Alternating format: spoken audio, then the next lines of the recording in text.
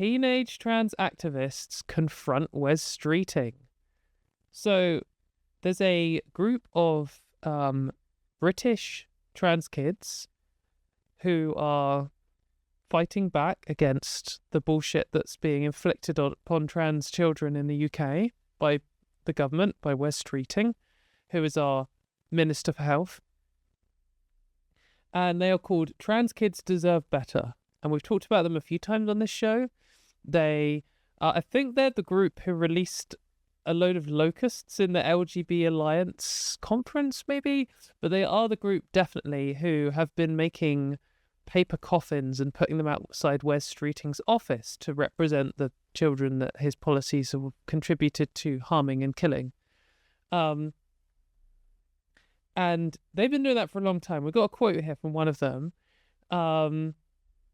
But they managed to actually confront him this time. Like, hand him a coffin. So let's just read this article a little bit.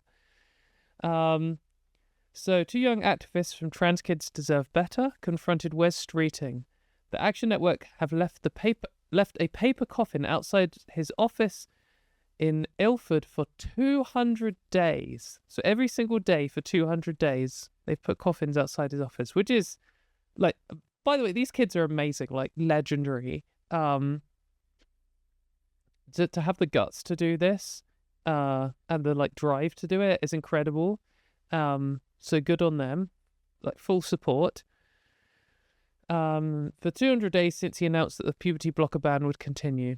Today, foregoing the regular coffin drop, one activist went up and personally handed Wes a coffin, reading, "Could you bear to look us in the eye and tell us that you'll let us die?" Another activist stood up and addressed him directly, saying, "Wes Streeting, every day Trans Kid Deserves Better drops a coffin off at your constituency. You accept £175,000 from private donations, yet you deny trans kids a voice. Instead, you value the opinions of 8 anti-trans groups. When banning puberty blockers, you interact with parents who believe in abusing us, showing them your support and sympathy. Why not us? Listen to us. Our lives are on the line." Before they could finish, a member of the audience reached over the chair, trying to pull him down. One of the activists in a statement said, "I am partaking in this action because I am tired of Wes Streeting ignoring the community he directly affects with his actions. Wes refuses to even look children in the eyes as he takes away our rights, our hope, and our fucking dignity. Trans healthcare is life-saving. This is a fact, and it's been proven time and time again. However, Wes chooses to ignore this. Over trans people, he continuously values the opinions of groups that wish to eradicate the existence of genderqueer kids. He does not care about us suffering. He only wishes to grow his popularity as opposed to support his community as a gay man. He is killing trans kids in the name of his image, and I refuse to let this happen without consequences." So, incredible statements in general, full stop. These are, like, strong protest actions and very well-written, constructive statements. But they also happen to come from the kids who are directly affected by these policies. When all of this anti-trans rights horror happens in the abstract, like it's happening in another country, or it affecting trans people who aren't you, or maybe you're a cis person, that is horrible enough and is stressing enough to confront these ghouls who are in charge. But when it affects you directly, it's way more stressful.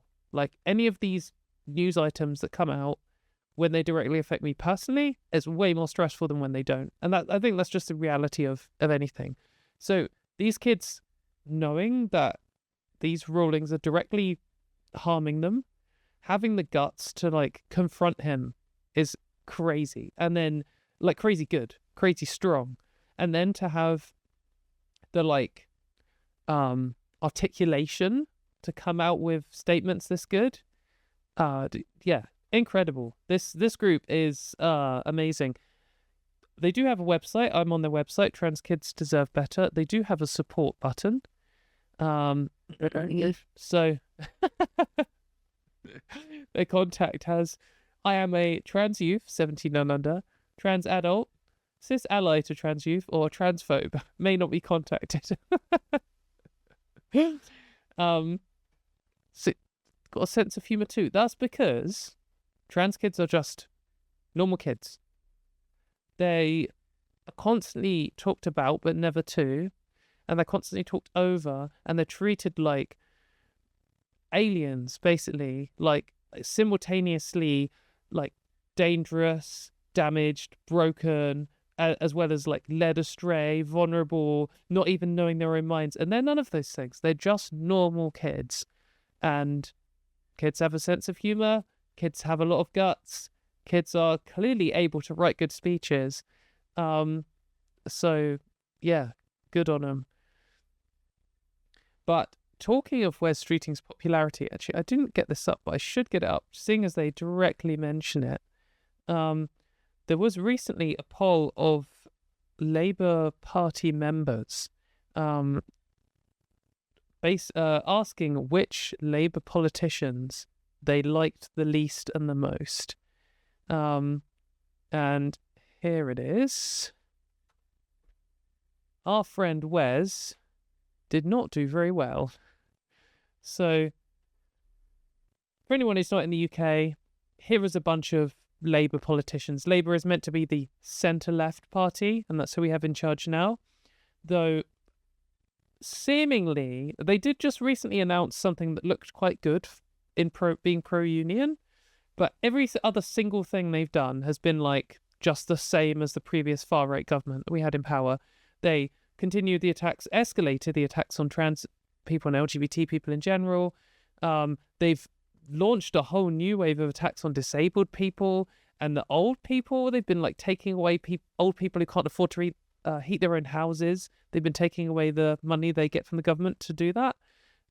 Disgusting.